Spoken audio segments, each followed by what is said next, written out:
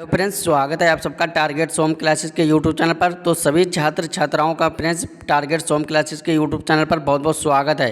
तो दोस्तों आज का मेरा वीडियो है वो वीडियो है यहाँ पर प्रैक्टिस सेट।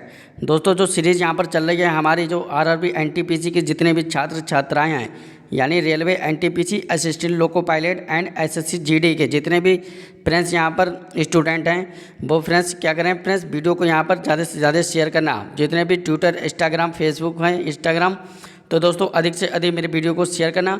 और यदि मेरा कंटेंट समझाने का तरीका यदि अच्छा लग रहा हो तो कमेंट बॉक्स में ज़रूर बताना कि कैसा लगा मेरा वीडियो, क्योंकि दोस्तों कमेंट के माध्यम से दोस्तों मुझे पता चलेगा कि जो मेरे छात्र छात्राएं हैं उन्हें फ्रेंड्स कमेंट कैसे लग रहे हैं। तो फ्रेंड्स यदि मेरा वीडियो आपको अच्छा लगे तो फ्रेंड्स वीडियो को लाइक करना और चैनल को अधिक से अधिक यहाँ पर सब्सक्राइब दोस्तों ज़रूर कर लेना, क्योंकि जो सब्सक्राइब आप बेटा करोगे और तभी यहाँ पर चैनल को आगे ग्रो होगा और आपकी बदौलत ही फ्रेंड्स आगे हम बढ़ सकते हैं। आप दोस्तों यहाँ पर रेलवे एनटीपीसी के जितने छात्र छात्राएं हैं वीडियो को फ्रेंड्स लाइक करना और चैनल को सब्सक्राइब कर लेना, क्योंकि फ्रेंड्स इसी तरह मैं आपको प्रैक्टिस सेट यहाँ पर प्रोवाइड कराता रहूँगा। तो दोस्तों आज का हमारा जो प्रैक्टिस सेट है उसमें बहुत ही महत्वपूर्ण क्वेश्चन को मैंने लिया है।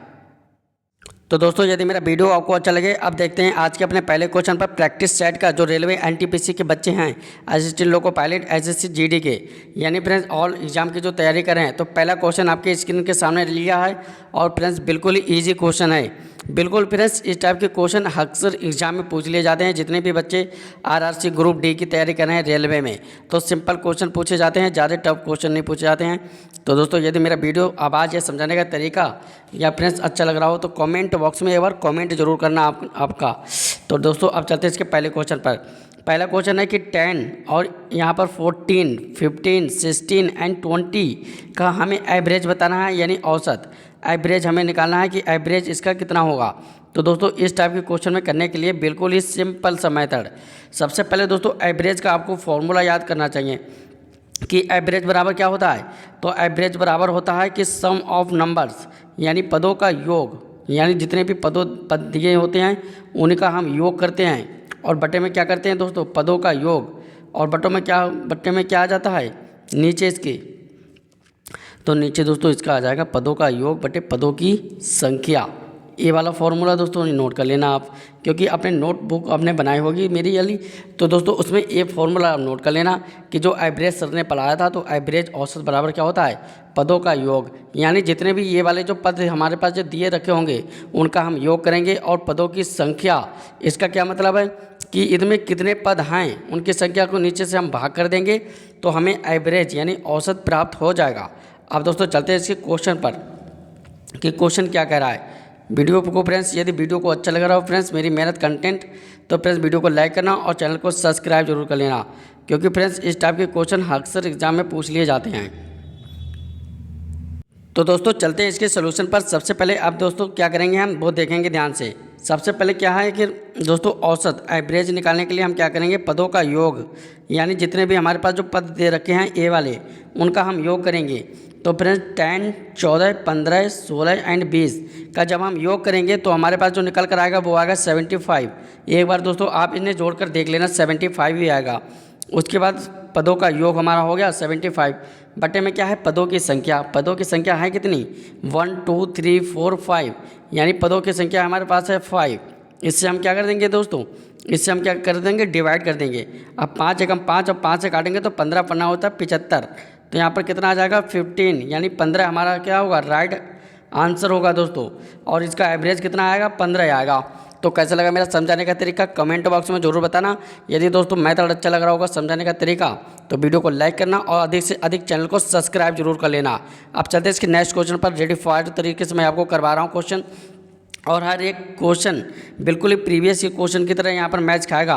तो दोस्तों यदि मेरा वीडियो अच्छा लग रहा होगा तो वीडियो को लाइक करना, चैनल को सब्सक्राइब जरूर कर लेना। दोस्तों नेक्स्ट क्वेश्चन है किसी खिलौने को 100 रुपये में खरीदा जाता है और उसे 140 रुपये में बेचा जाता है।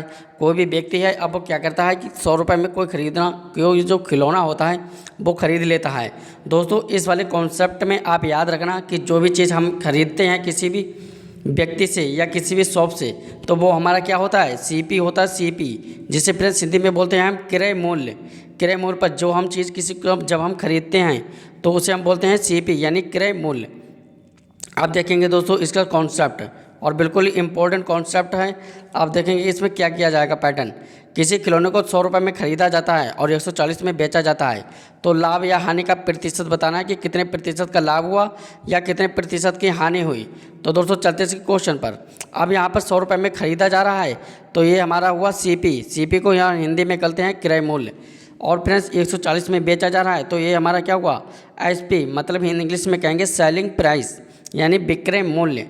अब यहाँ पर खरीदा जा रहा है 100 रुपये में और बेचा जा रहा है कितने में, 140 में बेचा जा रहा है।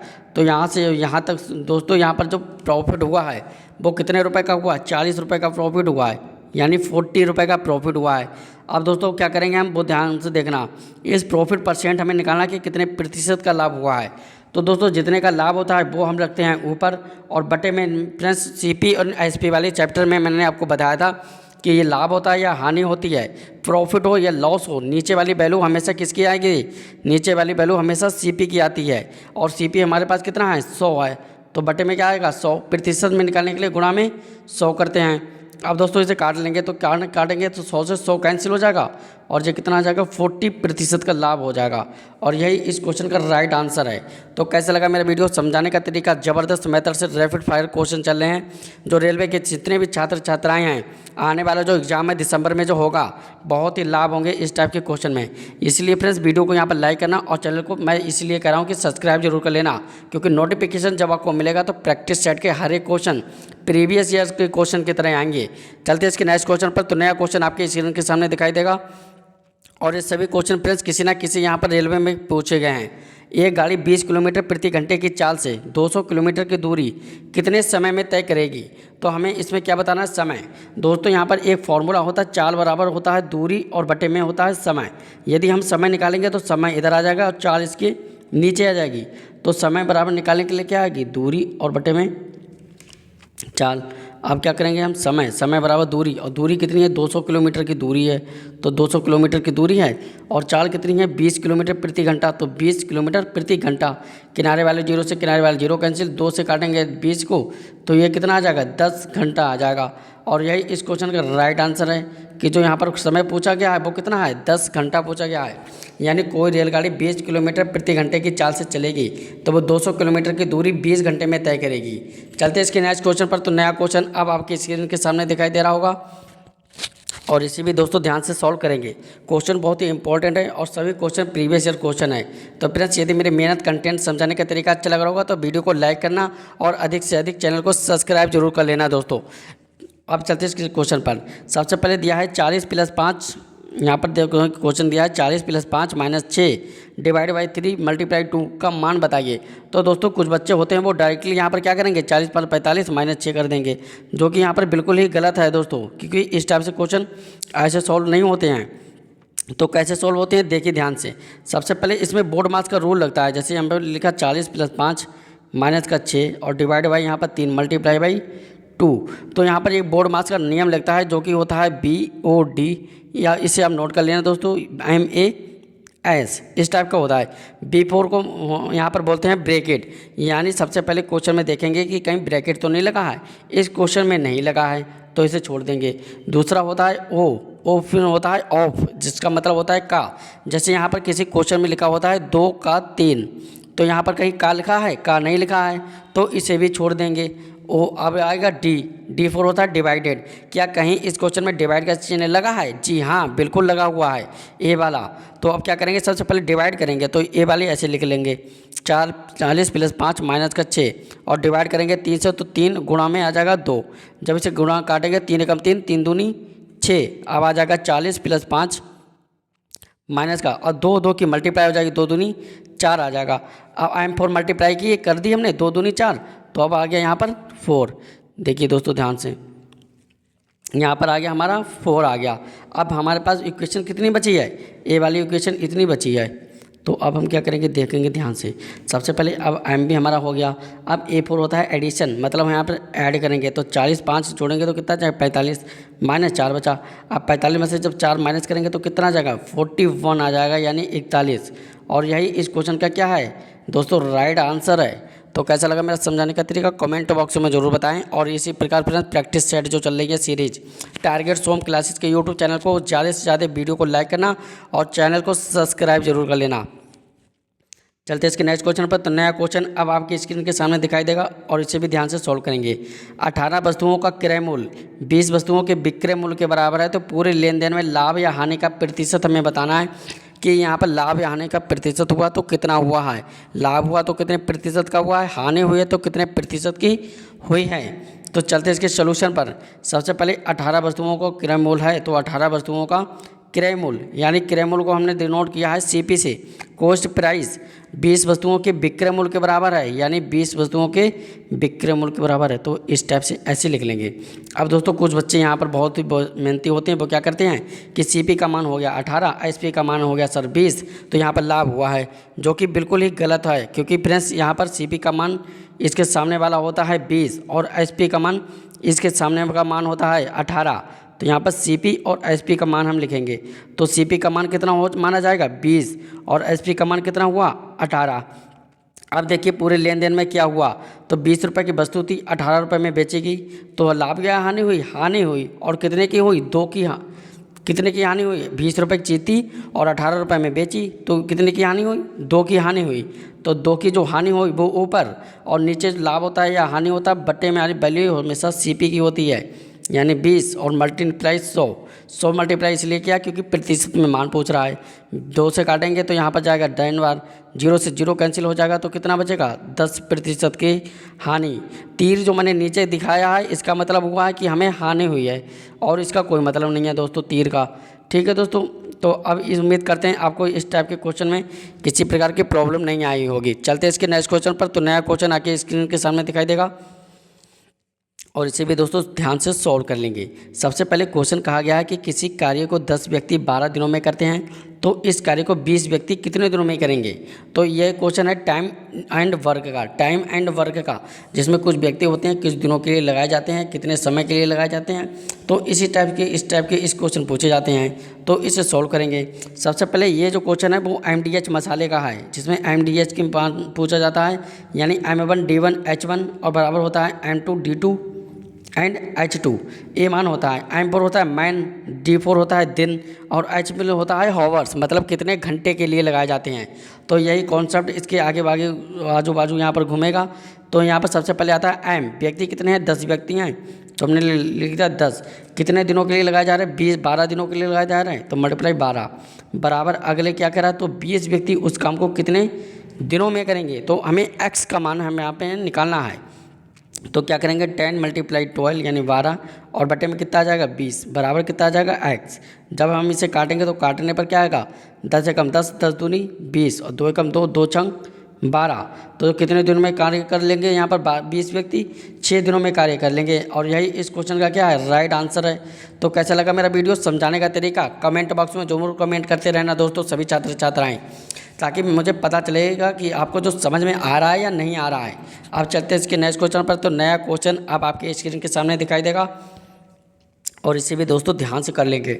ये क्वेश्चन यहाँ पर एडवांस मैथ का मैंने आपको लिया है, जिसमें ज्योमेट्री का यहाँ पर पोर्शन को सॉल्व करने हैं, जिसमें 2D एंड 3D के फिर क्वेश्चन होते हैं और इसे आसानी से सॉल्व कर लेंगे। क्वेश्चन ये बहुत ही इंपॉर्टेंट है। किसी वृत्त की त्रिज्या 7 सेंटीमीटर है, ठीक है दोस्तों, और उसका हमें क्या बताना है, एरिया बताना है, यानी क्षेत्रफल हमें बताना है। यानी कोई जो सर्कल है उसकी जो रेडियस है वो 7 सेंटीमीटर है, तो हमें फाइंड द स्क्वायर यहाँ पर बताना है एरिया, कि सर्कल का एरिया कितना होगा। तो इस क्वेश्चन को करने के लिए क्या करेंगे, सबसे पहले हमें पता होना चाहिए कि सर्कल का एरिया कितना होता है वृत्त का। तो वृत्त का एरिया होता है πr²। हमें दोस्तों इसमें r का यहाँ पर ज़रूरत पड़ेगी, जो कि क्वेश्चन में गिवन है कि r का मान है वो 7 सेंटीमीटर है, यानी त्रिज्या का हमारे पास दिया है 7 सेंटीमीटर। तो हम क्या करेंगे एरिया बराबर पाई। अब दोस्तों बच्चे को पता होगा कि पाई का मान कितना होता है 22/7 होता है। तो वही हम यहाँ पर मान लगा देंगे, पाई का मान कितना 22/7 लगाएंगे। एरिया 7 का मान कितना है, आर का मान कितना है, रेडियस 7 है, लेकिन स्क्वायर है यानी 2 बार 7 लिखा जाएगा। 7 से 1 के 7 कैंसिल हो जाएगा, और जब 22 और 7 की मल्टीप्लाई होगी तो एरिया बराबर कितना निकल आएगा 7 दूनी 14, 7 दूनी 14 और 1 15 और ये सेंटीमीटर में नहीं आके सेंटीमीटर का स्क्वायर में आएगी, क्योंकि यहाँ पर एरिया निकाल रहे हैं। तो यही इस क्वेश्चन का राइट आंसर है। अब उम्मीद करते हैं आपको दोस्तों समझ में आया होगा। तो कैसा लगा मेरा वीडियो कमेंट बॉक्स में ज़रूर बताना और वीडियो को लाइक करते रहना। चलते हैं इसके नेक्स्ट क्वेश्चन पर। नया क्वेश्चन आपके स्क्रीन के सामने दिखाई देगा और इसी भी सॉल्व कर लेंगे ध्यान से। ये भी यहाँ पर एडवांस से मैंने आपको लिया है क्वेश्चन। किसी वर्ग का विकर्ण 5√2 है तो उसका हमें क्षेत्रफल बताना है कि वर्ग का क्षेत्रफल कितना होगा। तो दोस्तों आपको यहाँ पर पता होगा कि वर्ग कैसा होता है, ऐसे इस टाइप से होता है, जिसमें फ्रेंड्स ये जो मान होते हैं एरिया, यानी जो वर्ग में क्या होता है कि जो सभी भुजाएं होती हैं वो बराबर होती हैं, यानी ए है और ये भी ए मानी जाएगी और ये भी ए मानी जाएगी इस टाइप से। और यहाँ पर ए होता है विकर्ण। अब दोस्तों विकर्ण इसका खींच लेंगे और बिल्कुल सीधे होगा। और विकर्ण जो हमारे पास होता है वर्ग का वो होता है √2 × a, इस टाइप से होता है। तो हमारे पास जो विकर्ण होता है वर्ग का √2a होता है, लेकिन हमारे अकॉर्डिंग √2a होता है, लेकिन क्वेश्चन के अकॉर्डिंग कितना विकर्ण है, 5√2a है। अब दोस्तों हम क्या करेंगे, √2 में यहाँ पर क्या है, √2 से √2 कैंसिल हो जाएगा। तो जो ए का मान आएगा हमारे पास, यानी भुजा का मान आएगा वो कितना आ जाएगा, 5 आ जाएगा ये वाला। अब हमें मान क्या पूछना है, क्षेत्रफल बताइए उस वर्ग का। तो वर्ग का जो क्षेत्रफल होता है वो होता है भुजा का स्क्वायर, यानी ए का स्क्वायर। तो हम क्या कर लेंगे, इस 5 का स्क्वायर कर लेंगे तो कितना आ जाएगा, 25 आ जाएगा। और यही इस क्वेश्चन का राइट आंसर है कि जो एरिया होगा यहाँ पर वर्ग का विकर्ण वो वर्ग का क्षेत्रफल वो कितना होगा, 25 आ जाएगा। तो कैसा लगा मेरा वीडियो कमेंट बॉक्स में ज़रूर बताएं दोस्तों। अपनी क्यूरीज यहाँ पर जरूर देखते रहना और इसी प्रकार मेरे चैनल को यहाँ पर सब्सक्राइब जरूर कर लेना, क्योंकि आने वाले जो रेलवे के एग्ज़ाम हैं फ्रेंड्स, एक से एक बढ़कर क्वेश्चन लाऊंगा प्रीवियस ईयर, जो एक ना हर एक क्वेश्चन आपके पेपर में जरूर यहाँ पर फंसेगा 100%। तो फ्रेंड्स यदि मेरा समझाने का तरीका अच्छा लग रहा होगा तो कमेंट बॉक्स में कमेंट जरूर कर देना, वीडियो को लाइक करना और अधिक से अधिक शेयर करना। तो फ्रेंड्स वीडियो और यहाँ पर चैनल को जरूर यहाँ पर सब्सक्राइब जरूर कर लेना। तो मिलते हैं नेक्स्ट वीडियो में नए उम्मीद के साथ, तब तक के लिए जय हिंद, वंदे मातरम। और दोस्तों देखते रहना यहाँ पर ध्यान से, क्योंकि जो मेरी मेहनत है कंटेंट वो आप देखिए एक A to Z मैं आपको करवाता हूँ। तो कैसा लगा मेरा वीडियो ये बात कमेंट जरूर कर देना दोस्तों। मिलते हैं नेक्स्ट वीडियो में नए उम्मीद के साथ, तब तक के लिए जय हिंद, वंदे मातरम।